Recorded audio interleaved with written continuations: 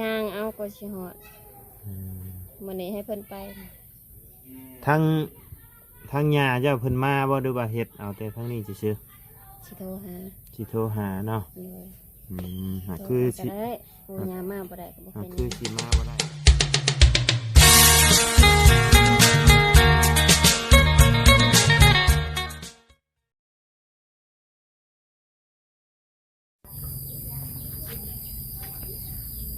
ทักทายกับสบายดีเนาะพ่อแม่พี่น้อง FC เบิร์ดสุขสู่คนบ่ว่าสิอยู่ในและต่างประเทศก็ยินดีต้อนรับกับสู่ช่องบ่ไล่พาลุยคือเก่าเนาะพี่น้องเปิดคลิปเปิดภาพมามื้อนี้ก็อยู่บ้านเฮือนซานของสาวแต๋วเนาะพี่น้องก็บ่ได้ไปทางใดเนาะพี่น้องเป็นไข้อะไรกับพี่น้องคือเป็นไข้บ่ค่อยสบายเนาะก็เลยพักก่อนมื้อนี้พี่น้องบุบบ้าในตนในโตอยู่เนาะโอ้เมื่อยมันนี่พี่น้องคือได้ยินทางสเตลเพิ่นมาในเฮือนในซานเพิ่นมาอื่นสิมีงานบอกได้จังใดเนาะพี่น้องเลยเดี๋ยวจะเข้าไปถามเพิ่นก่อนเนาะพี่น้องเลยพบเจอกันช่วงค่อยคำลงแรงเนาะพี่น้องเลยมาได้ไปทางใดมันนี่ก็อยู่เฮือนอยู่ซานเนาะออกไปหน้าแล้วก็กลับเข้ามาพี่น้องเลยไปไถให้ไถหน้าไว้ให้ทางเมียเนาะก็เลยกลับเข้ามาเนาะยังละบัดนี่โอ้หาปิดยังนะฮะเลยสบายดีเด้อบุปลาโยหายังอันนี้หานี่แล้วหาอยากหายังหาของปลูกนี่แล้วหามักทั่วมักเขือรวมมิตรจะเอาไปเค็ดกับข้าวแรงอยู่ก็บ่แล้วใบมืออื่นเกี่ยมใบมือเอิญมาเด้อมาอย่างนอกบัดสิมีงานอย่างนอกมันนี่งานผูกแขนหน่อยแล้วผูกแขนน้อยอ๋อสู้คอบ่หรือว่าผูกแขนคอบ่คอก่อนเนาะมาไหวมาคอเนาะโอเคสิหลังไปเลยหลังไปเลยเบิดท่านี่บ่พักได้ค่ะพักซื้อกระลำมาแล้วพักซื้อกระลำมาแล้วแต่มันปิดนิบได้บอกเพิ่นนะบ่ในบ้านในยังอยู่กันนี่แหละเตรียมสิอาบน้ำกันสิเขาไปในบ้านปะให้พัวเบิ่งอาบน้ำแล้วได้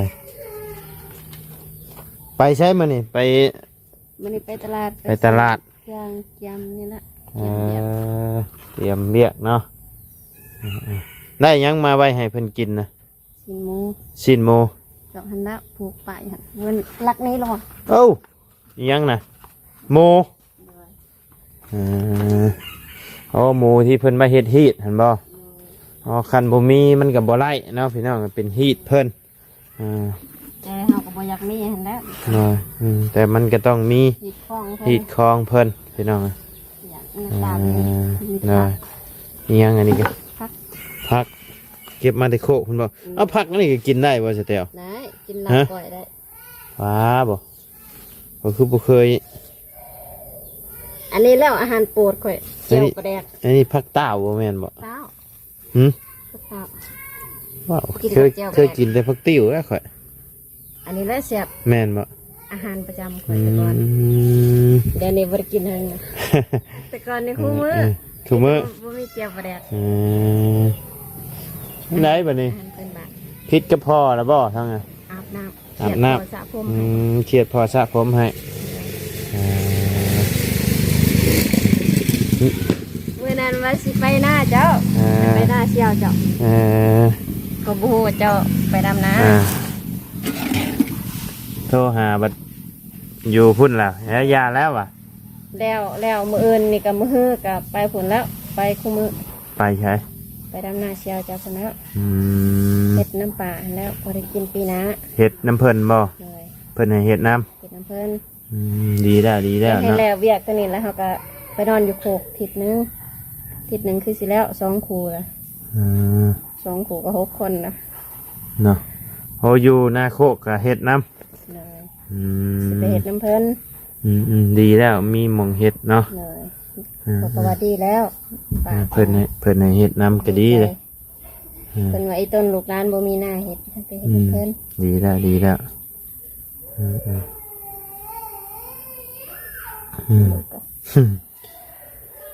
มื้ออื่นนี่อยู่เฮ็ด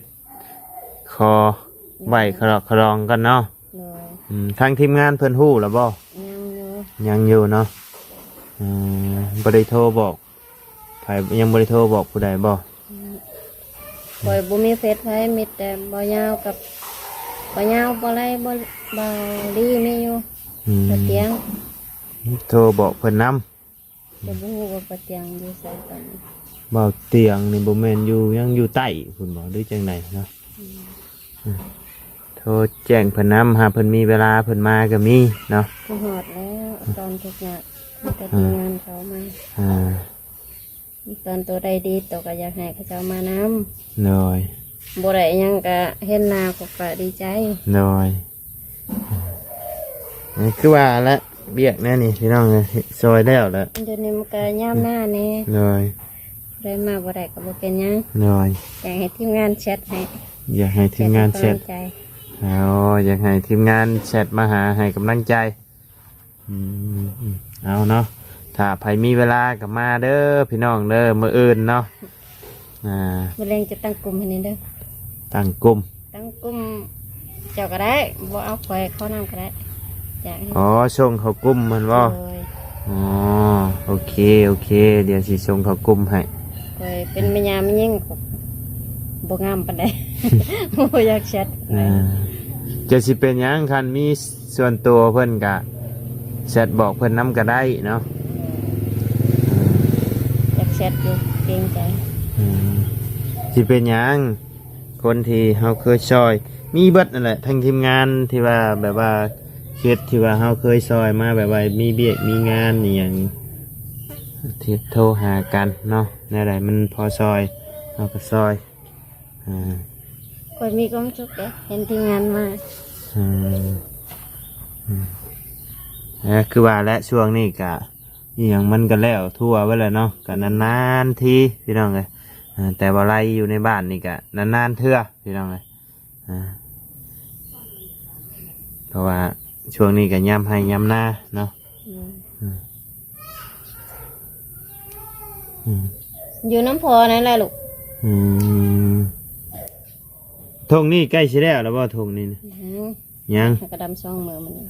น สิดำช่องมื้อ 3 มื้อนี้ 3 มื้อนี้มื้อนี้บ่ได้ไปครับ เมื่อวานนี้ก็บ่ได้ไป เมื่อวานนี้บ่ เมื่อ ได้ วาน ไป นี้ขึ้นโคกเมื่อวานนี้ขึ้นโคกแต่เช้าพอดี10 โมง 11 โมงหอดเทือนไปหมดมื้อเลยย่างเอาก็สิหอดมื้อนี้ให้เพิ่นไป ทั้งยาเจ้าเพิ่นมาบ่ดูว่าเฮ็ดเอาแต่ทั้งนี้ซื่อ สิโทรหา สิโทรหาเนาะ เลย หาคือสิ ได้ปูยามาบ่ได้ก็บ่เป็น คือสิมาบ่ได้หรอกเนาะมันไกลพี่น้อง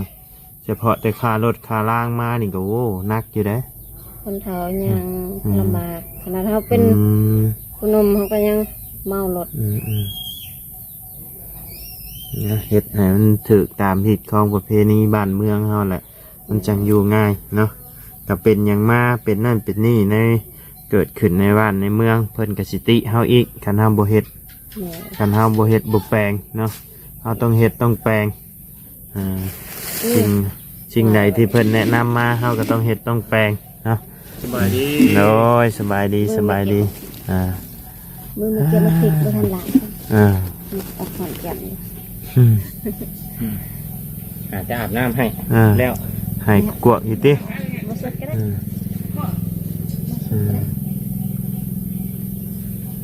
ไม่เข้าไปในหมันอยู่น้ำพอเด้อเบิ่งกับเดินทางเนี่ยเด้อ ขาดกินบ่ได้อะ ดมเอา จังซียู ไปน้ำกันนั่นละ ไปมัดซ้ำเด้อ ไปประชามรถดามกันนั่งไปรถ มันแมงเมาเด้อ เอ้าสิเป็นยังเนาะทำความผู้จักไว้ ไปได้เป็นไง ใช่แต่มานี่ มีหม่องเคยไปหาอยู่หากินแล้วว่าแถวนี้ ยัง เยอะ ไปคือมีตั้งมีอาคารไปซับนอนแค่นึง คือแคมทางน่ะ แคมห้วยอันห้วยซั และ กบ่ หาทำความรู้จักผู้ที่เพิ่นนั้นหาอยู่หากินในบ้านในเมืองนี่แหละ บ่ไล่นั่นแหละ โอ้ย เจ้าเคยเห็นข่อยหากินดิเจ้ามาอยู่นี่เจ้าเคยบ่ บ่ได้ อ ยันว่าก็มีแต่เชียวจ้ะนะ แมนผู้นั้นน่ะไปผู้นั้นแต่ว่าข่อยนี่ข่อยบ่เคยหาอยู่หากินข่อยน่ะเว่าตามตรงเลย มือแม่จับ อันอยู่บ้านเสื้อบ่ยากหรอกอยู่บ้านอยู่มาพี่ยังบ่ทันได้ไปจักเทื่อ หาปูหาปลาหมู่หาปูหาปลาก็บ่ได้กินน้ำหมู่ดอกข่อยน่ะข่อยย่านปิง เพราะกันย่านปิงนี่ลงบ้านเฮาบ่ได้เลย แมนพายหาอยู่หากินนี่ไปน้ำหมู่ได้อยู่แต่ว่า นั่งกันพอ คะแนนไปแล้วหมู่ปันให้ได้หมู่ โอ้ไปน้ำข่อยได้สั่นคัดลายเหงืออยู่บ้าน เนี่ยหมู่ปันให้ได้บ่ลงน้ำได้ข่อยย่านแม่นอย่างเนาะ ไปล้างมือก่อน ย่านปิงหาอยู่หากินหยังคือกันประมาณคืออยู่บ้านนี่เจ้ามาตอนช่วงที่เจ้าอยู่หันเจ้าเคยเห็นบอกข่อยไปก้านไปช่องไปหยังบ่ผมบ่ได้ไปอยู่หน้าคือกันฝนตกจ้าข่อยก็บ่ได้ไปข่อยหากินบ่เป็นข่อยนะตากบตาเขียดข่อยก็ยังบ่ฮู้เลย แม่ ไอ้ดิ แล้วเจ้า เอ้าดีเลยแบบพายแบบว่าเฮ็ดเบี้ยกเฮ็ดงานนี่ข่อยชู้อยู่แต่ว่าหาอยู่หากินนี่ยอม เอากับพอหาได้ บ่ได้ พอ ข่อย เป็ นะ นอยู่ อ่า แต่บ่เก่ง บอกเก่งก็ยากก็พอได้กินในครอบในครัวโอเคแต่ว่าเมียนี่ หากินเก่งโยหากินมานโยเมียนี่แต่ว่า สักมือลองบ่ ฮะ มาแข่งกับข่อยว่า จังหวะ เมียกับบุมีเวลาช่ำช่วงนี้ลำให้ลำหน้าจมโยหาจมลำหน้าผู้เดียวเมื่อยอยู่ฮะ ไปย่างนะ ก็ ไป ไปหากันเย็น เจอ ก็ กั บ่ บ เป็ สาวน แต้วเนาะแบบไทยไฟ หน่อย หากินแกงกันแบบนี้ ช่วงนี้งดก่อน ชู พอฆ่าสัตว์แล้ว ชูไอเมียกับลูกบ่ได้ข่อยนะเรื่องหาอยู่หากินเมื่อเช้านี่ก็ไปหาเฮ็ดให้โง่โอ้ ได้ว่า ในเป็นครูผู้ใดลูกชาวฮะบ่ได้ไปหาบ่เฮ็ดให้โง่ออกเลย บ่ บ่ได้ไป โอ้ยแต่น้ำเบียดนะ บ่ฮู้ทางไป โอ้ทางเนี้ยนี่ไอ้ โอ้เยอะข่อย ให้เมียนะพาไป นี่พาไปเรียนซีฮู้ไปอยู่ ต่อไปก็ให้เมียพาไปแล้วก็สิฮู้เองดอก โอ้ยยาก บ่ยากดอก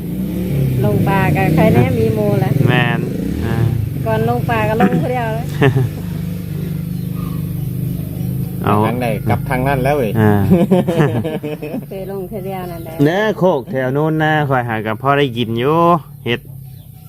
บ่ได้ฮู้ว่าโน้นนาข่อยบ่ว่า โอ้โห เจ้าไปหน้าอันโคกเจ้าย่างไปทางไหน ทางหน้า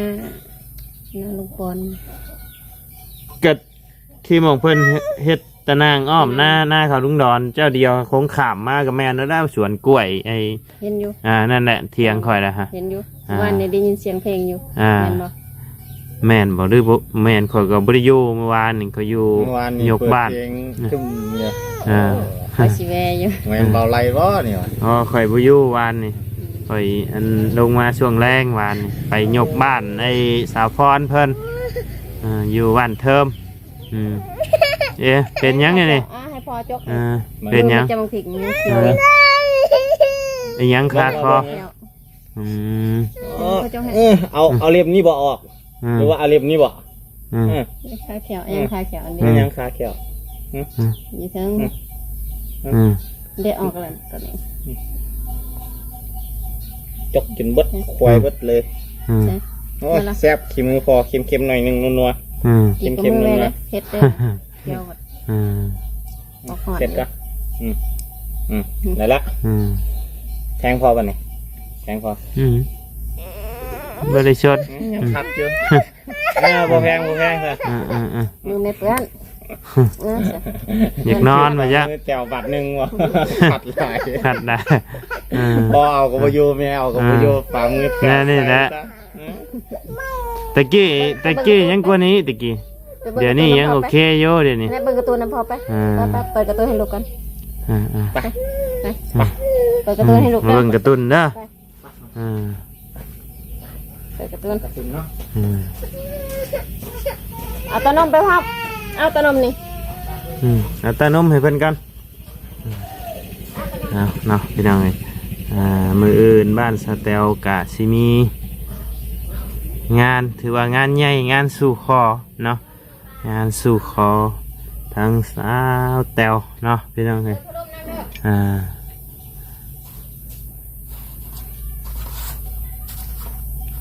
มีการสู่คอเกิดขึ้นมืออื่นเนาะพี่น้องเอ้ย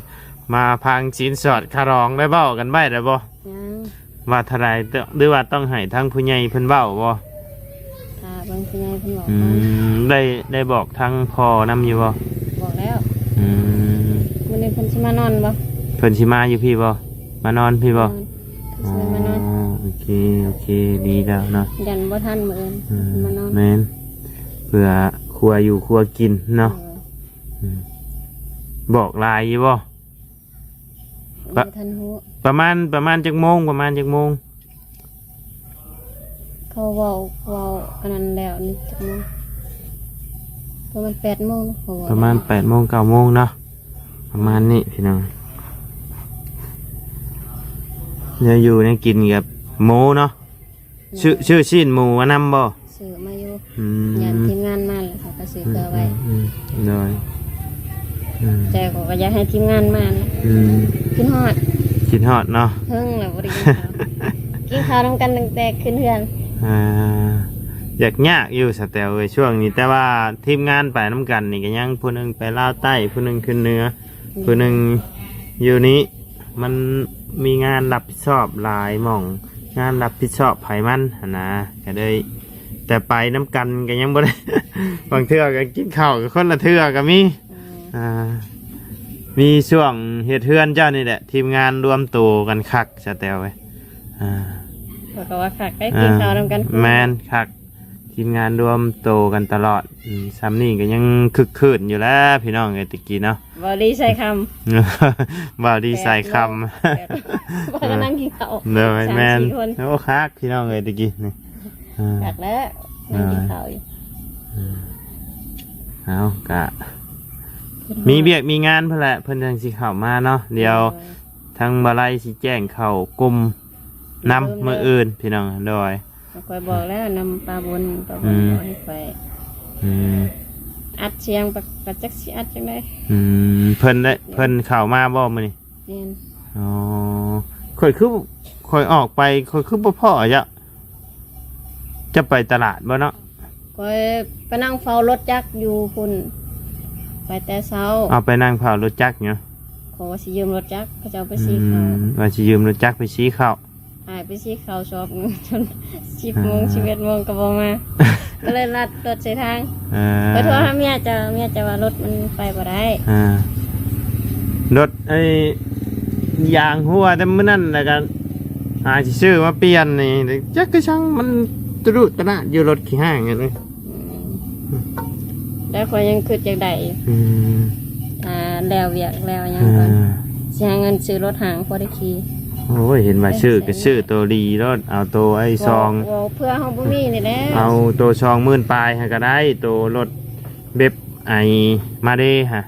มันมีเขาก็จะได้ไม่มัน27,000นี่เบ็ดคือของไอ้ทองใสของเงินน้ำพลนี่มีแต่27,000นึงเขาขี่รถจังสีนะเขาไปตลาดนี่เขาบ่ยึดบ่ยึดมันมีหนังสือว่าได้เขาชื่อถือกฎหมายคือของข่อยนี่ก็มื้อนั้นเขาก็ควักคือกันแต่ว่าเฮาของเฮามันบ่แม่นรถเถื่อนเด้มันมีหนังสือมันมีครบเบิดเฮาชื่อถูกต้องตั้งแต่บ่มีป้ายใช่เนาะแม้นยังรอป้ายอยู่เด้นี่เฮาบ่ได้ชื่อแบบเฮาบ่ได้ชื่อแบบบ่มีหนังสือมื้อนั้นข่อยไปก็ข่อยก็เจอคือกันตรวจเอกสารเขาก็ให้ตรวจมันก็มีครบเบิดพอก่อนบริเอ็มก็แกงป่วยแล้วแกงป่วยก็แม่งป่วยบริเกี่ยวกับป่วยได้สแตลเอ้ยเอาเจ้าคือเก่ารถเจ้าบริป่วยรถเจ้าผิดก็เอาคือเก่าบริเกี่ยวกับป่วยนี่มันเขาซื้อถึงร่องเน่มีแต่ว่ารอป้ายแล้วก็ส่งงวดแล้วยังก็เรียบร้อยคันเขามีงานเฮ็ดประจำกับลาวขี่ก็ได้รถแบบว่ารถมาเลยอย่างนี้ก็ได้รถเบียดที่เขามาขาย10 ปลายล้านนะก็มี 13-14 ล้านนี่ก็โอ้คักนะที่แรกเขาว่าสิชื่อนั่นแหละแต่ว่าทางเมียว่าโอ้คันกระเทินได้ชื่อแล้วก็เอาแบบไปสะดวกสบายตัวเองด้วยไปย่างว่ะ ผักแล้วเนาะ ก็เลยเป็นหนี้ก็เป็นแล้วว่ะ จำเป็นแล้วว่ะคันบ่ตายก็คือสิใช้จุ๊บอยู่ดอกว่ะ คันบ่ตายก็สิใช้จุ๊บอยู่ดอกว่ะแต่รถคันสีดำข่อยก็ดาวได้อันรถจีนรถเบียดนะก็ข่อยก็ดาวคือกันนะผมไม่ได้ชื่อสดจะคันในรถข่อยมีรถคันได้ข่อยที่ข่อยเป็นวัยรุ่นแหละข่อยชื่อสดแต่ว่าตัวที่คันสีดำคันเก่าที่ว่าเมียขี่ขับอยู่ชั่วมือนี่ก็ดาวคือกันแต่ว่ามันเป็นรถเบียดมันกับโบแพงรวมทั้งต้นทั้งดอกก็ตกอยู่35,000แบบนี้เฮาอยู่ไทยเฮาส่งถอกเดือนละ5,000 6,000เฮามีได้เฮาถอกลายนะมันก็เบิดไว้อันนี้ก็คันเฮามีหลายเฮาถอกลายก็เบิดไว้แต่นี่โอ้ช่วงนี้แห้งงักแล้วจักน้ำมูกน้ำมันบ่จักอันจ้างคนลกก้าอย่างแน่ บุลกกลางคืนนะ ฮะ ไว้ในคันคอยเฮ็ดหน้านี่คอยสิลกกลางคืน ลกกลางคืนลกในได้สะเตียว กลางคืนไปแผ่นแจ้งเอา โอ้ยเอาเวลาได้ไปหลับไปนอนมันเมื่อยได้เฮ็ดยามมื้อคืนมันเป็นเวลาพักผ่อนเฮาเลยค่อยเฮ็ดปีกายนี่ค่อยก็เคยเฮ็ดยามมื้อคืนคือกันแบบว่าเฮาคนโตเพลียวแบบว่า2คนกับเมียเนี่ยเนาะอยากแล้วอยากคั่นหมู่แหละอยากเร่งให้มันแล้วพอหมู่แหละหมู่หลายคนอยากให้อย่างที่ได้ก็หมู่แล้วแหละเฮาเหลือจักไอ้3-4ให้หั่นนะอ๋อข่อยจนโซปีกายนี่เฮ็ดนกก้ายามมื้อคืนทั้งขาดทั้งไทยทั้งลำทั้งลกก้าทุกอย่างเลยเนาะ2คนกับเมียโอ้เมื่อยขนาดเลยเห็ดนานี่ คอยเมื่อยก็อดเอ้าคันว่ากะตัวเอง มา เฮาลกขึ้นขึ้นกันแล้ว คือมาปีนี่กะโอ้มีแต่ไทย ไทยให้เมียกับข้าให้เมียจมอยู่นี่มาเฮ็ดในได้แต่มันเฮาคันโบไปกับโบมีเงินมีคำกับแห้งเต็กเนาะพอได้เงินได้คำใส่ทางนี้ก็โอเคอยู่ว่ะคอยเฮ็ดไปนี่แหละแบบปีหน้าทางเถื่อกับชิยอดเอาปีหน้ามันบ่มีคนเลย นายอดได้ซ้ำเดียวกับนาดำนะ แม่นบ่ ดีผู้ดีได้หลายกว่านาดำซ้ำ ปีหน้านี่ว่าชิยอดเอาแต่สิปรับให้มันเป็นให้ใหญ่จัก2-3ให้นี่นะแล้วก็ชิยอดเอาเลยป่ะ นายอดนี่ก็ได้100คือกัน ทะเลาะกับ เนาะดีแล้ว ดึก ข่อยหาสิเห็นเจ้านี่ได้กินผักเต้า อ๋อจำเจียวแปลกแซ่บเลย แม่นบ่ อาหารหลักคนแล้วนี่ มันฝาดหรือมันขมใช่เดียว สม ส้มเบิ่งข่อยสิยำเลย เอาสมผมมากินประจ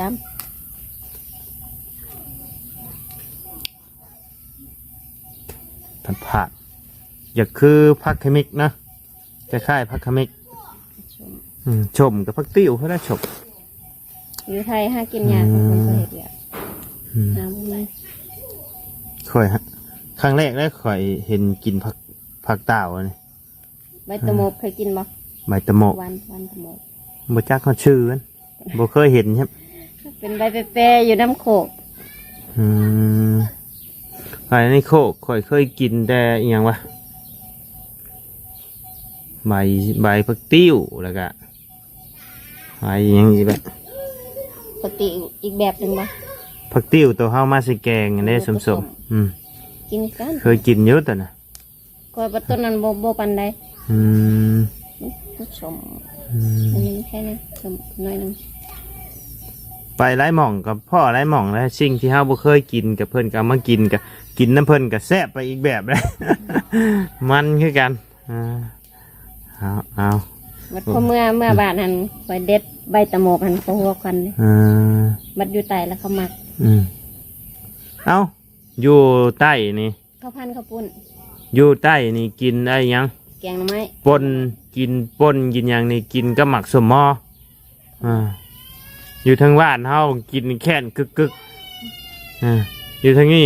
กิน อยู่ทางนั้นกินป่นกับหมักชะมอเพิ่นว่าแซ่บสมอกกินกับปนแซ่บไว้ดองไว้เขาจะกินกับเหล้ากินแก้มเหล้าก็ยังไปหัวควันจ้ะแล้วตัวบ่เคยแม่นหากเข้าเฮากินแล้วก็มันก็แซ่บไปอีกแบบมันก็บ่ได้ฝาดบ่หยังมันก็แซ่บอยู่หมากชมพูเขายังกินได้ออกเปรี้ยวเคยกินบ่ฮะหมากชมพูหมากชมพูแน่ก็มันเป็นน้ำนี่หมากชมพูที่เฮากินหมากชุกมันนะบ่นะหมากชมพูหมากชมพูคือหมากสีดาผงบ่ฮู้ค่อยนะไปทำเบ็ดเขาจะว่ากินมาตำหมกสมเขาก็หัวควันเขาว่านี่ใส่หมกสมเขาก็ว่ากินบัดเขาเฮ็ดแล้วเขาก็บ่กินคนนี้เขาบ่เคยกิน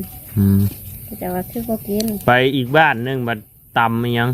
ตำบอลใช่ก็หมักตำบอลใช่ก็หมักคาม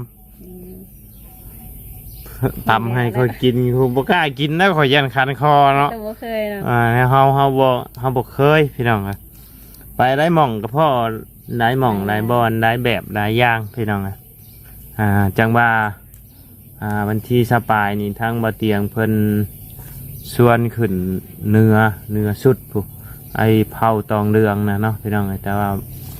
ทางบ่ได้บ่ฮู้ว่าสิได้ขึ้นไปหรือบ่เนาะขึ้นไปมันต้องใส่งบใส่หยังได้พี่น้องเฮาต้องมีสูงยังชีพเครื่องแจกจ่ายไปนํพี่น้องขึ้นเนื้อสุดเพราะว่าทางบ่เตียงมันว่าคันยางไว้สุดก็10กว่ามื้อจึงสิได้ลงมาเนาะเกือบครึ่งเรือนพุ่นละคันได้ขึ้นไปแล้วก็พี่น้องแต่วันนี้เงินทุนเฮาบ่หลายก็บ่กล้าขึ้นคือกันบ่หลายกันพี่น้องคันไว้ว่าเงินเฮามีงบมีหยังก็ยังใครอยู่พี่น้องพังเบิ่งเนาะพังเบิ่งก่อนพี่น้องคันบ่ได้ขึ้นก็จังว่ากันอีกทีพี่น้องเพราะว่าทางบ่เตียงเพิ่นแจ้งมาแล้วประมาณ24-25นี่แหละพี่น้องสิขึ้นไปเผาตองเรืองแบบว่าเผาที่ว่าเพิ่นนอนเอาใบไม้มุง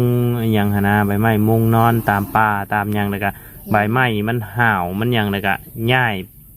นอนลงไม้อีกนะเผาตองเรืองเคยเห็นแต่ในเขาจะเอาลงเฟซแม่นนั่นแหละสิไปมองนั่นแหละก็เป็นไตต้นแต่ว่าทั้งบ่ได้บ่ฮู้ว่าสิได้ไปหรือบ่เนาะพี่น้องเพราะว่าผมต้องใส่งบประมาณหลายแน่นั่นหรอวะเอาเนาะโอเคซะเนาะเดี๋ยวให้ทั้งสแตลเพิ่นไปบอกทั้งญาติผู้ใหญ่เพิ่นก่อนเนาะพี่น้องเลยมันค่ำมันมืดเลยอาบน้ำอาบในไปบอกเพิ่นเนาะว่าชูคอสาวแตวเมื่อเอิญเนาะพี่น้องเลยตามฮีตตามคลองพี่น้องเดี๋ยวสิผูกแขนน้อยน้ำเด้ยบ่ผูกแขนน้อยมันต้องมีไก่มีอย่างนั้นแล้วนี่เนาะมีครบเบิดหรือบ่มีไก่เอาไข่ก็ได้เอาไข่ก็ได้บ่ถามผู้ใหญ่เพิ่นฮู้นั่นแหละสแตลเว้ยข่อยบ่ฮู้ข่อยถามผู้ใหญ่เพิ่นในบ้านแหละ